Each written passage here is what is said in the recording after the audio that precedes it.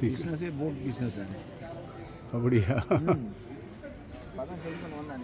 இந்த விவரத்தில் ஓ கிட்டத்தட்ட 500 போட் நிற்கும்.